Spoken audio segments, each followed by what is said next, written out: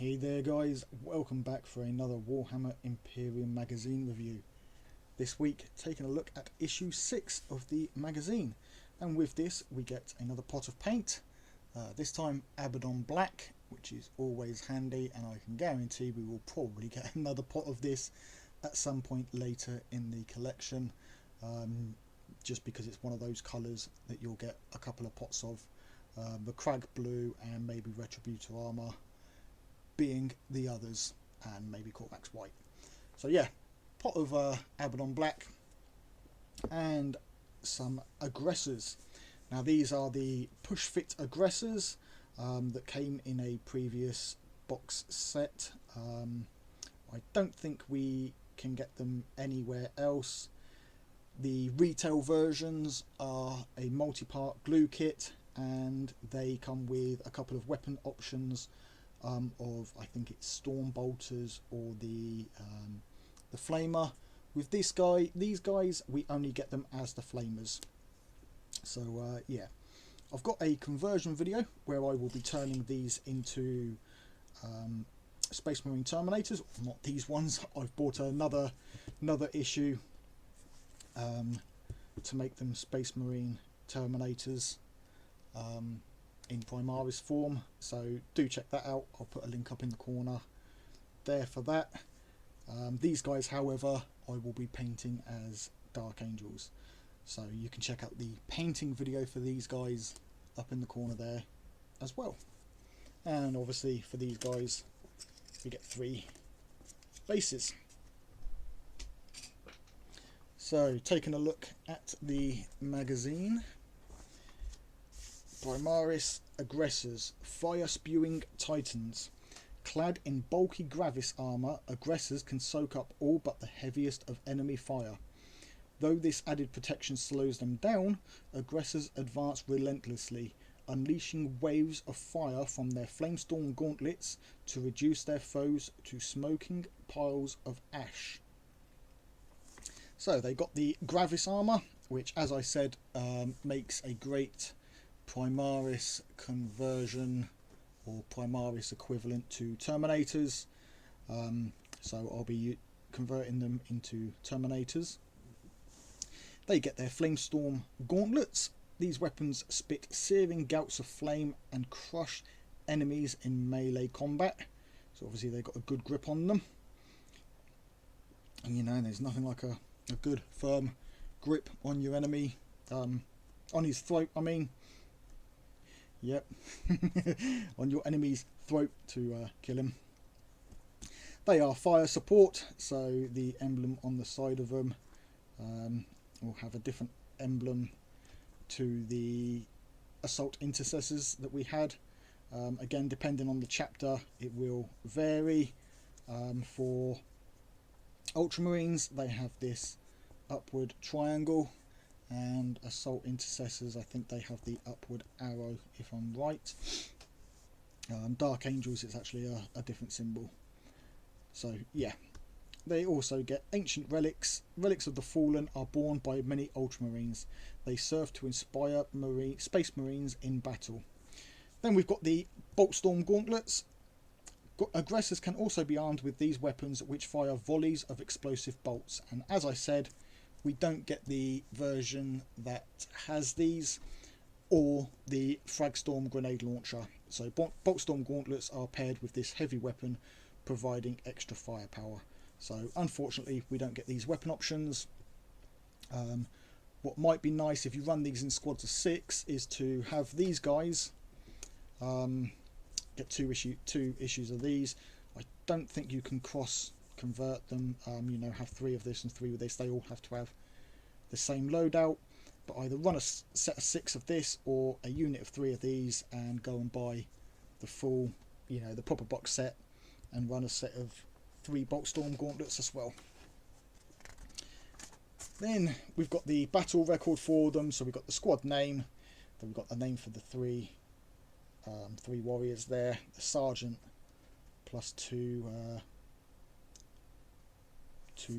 soldiers, and then we got the Necron nobles. So Imperius, arrogant and power hungry, Necron nobles seek to restore their dynasties to their former glory.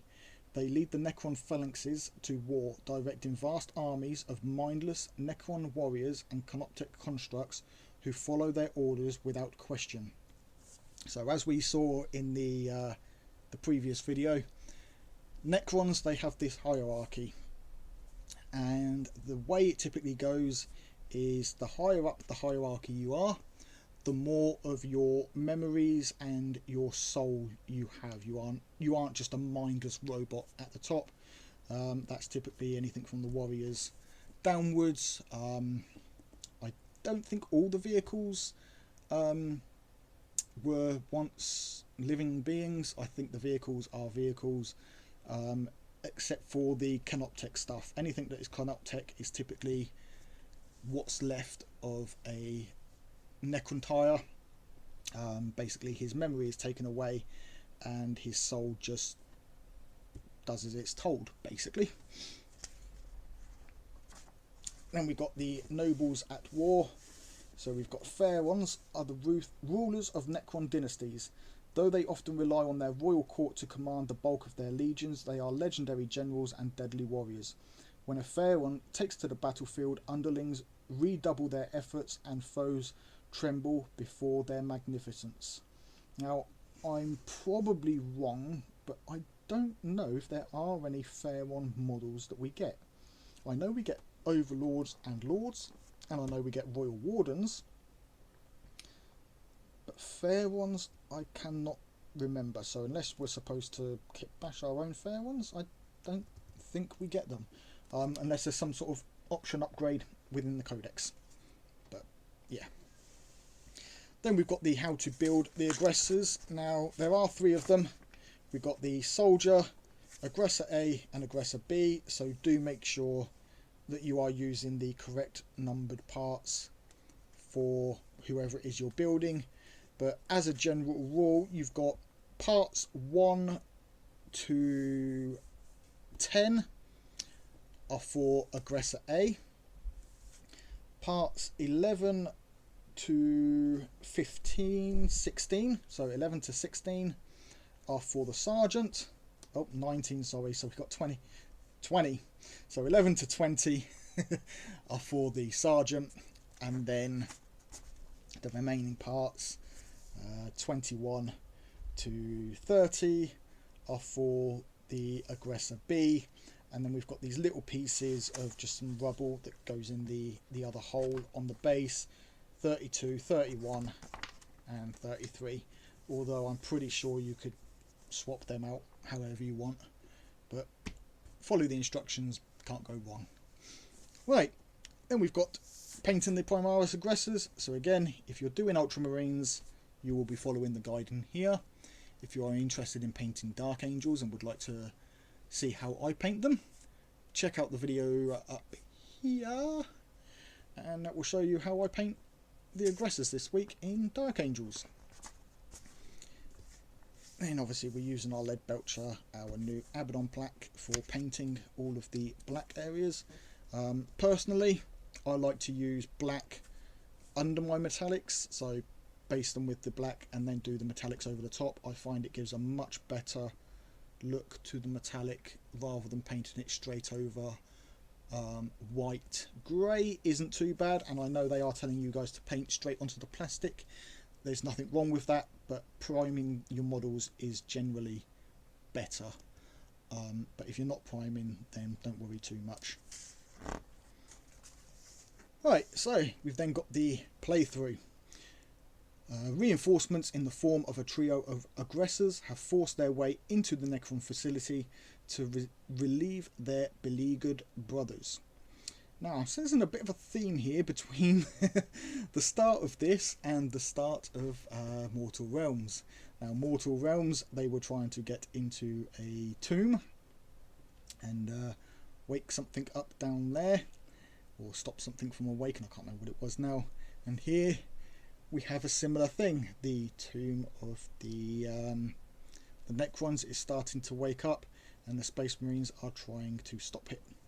So for the playthrough, we are using the large battle mat. think, did we get the large battle mat? No, we didn't get the large battle mat in this issue. I think it was a previous issue. Quick look. Yes, it was. It was with a previous issue.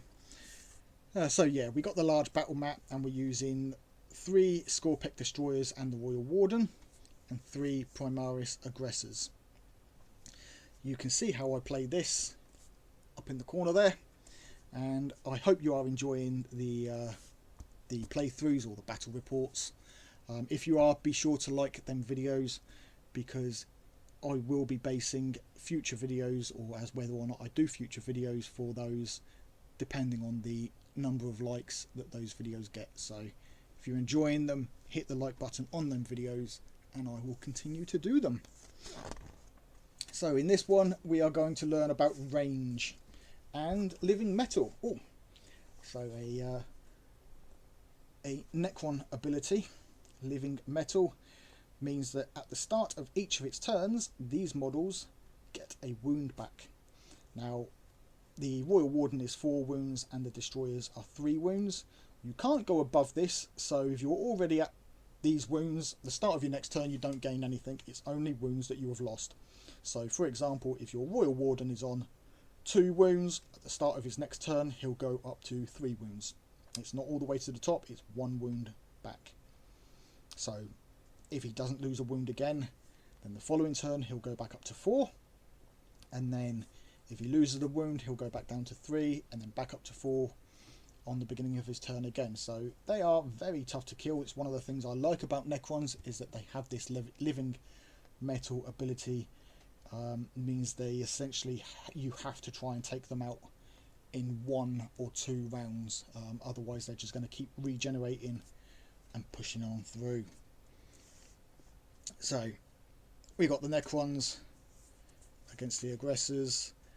We've got the phases here, so we've got the move phase, the shoot phase, the charge phase, the fight phase. So slowly adding a few more phases, and obviously we're learning about range. Because we are using the large battle mat, we are going to be using range for our weapons now. With the previous videos or the older videos, we were using the small mat, which basically was the size of the length of a pistol's range anyway, so they weren't bothering with range in that. Because this mat is larger, you aren't going to be able to reach all the way across the mat with your weapons. Then obviously we're going into close combat and whatnot, so playing through this. But as I said, check the video in the corner and leave a like on that video if you want more. And that's towards the end of the episode, so get that glare off of there, and you can see next week we get 3 new paints. No saving on this compared to buying these paints on your own, other than it's still worth it. You lose, I think you're paying 50p more than if you were to buy them individually, especially if you were to buy them from a third party retailer where it will be cheaper. But as a whole, as the collection as a whole, it's still worth that you're getting these paints. So don't worry that you don't make a saving here, because that is heavily offset by the saving you'll make on this guy. So you know, you lose 50p here, but you save about £5-6 on this guy. It's always worth it. And then issue 8, we get the Necron Overlord. Yeah, pretty cool guy. I do already have one of him. I bought the Combat Patrol, which does essentially we get the Combat Patrol within this collection minus the large vehicle. We get actually a few Combat Patrols within the collection minus the vehicle from each Combat Patrol. But yeah, so I've already got him, but I'll enjoy painting him up for you guys and showing how I do him for my dynasty. So yeah, that's the end of the video, guys. If you've enjoyed the video, hit that like button. If you're not yet subscribed, hit that subscribe button. Now if you are newly subscribed, big warm welcome to you, welcome to the inner circle. Thank you for your support, and until next time guys, take it easy, keep painting those minis.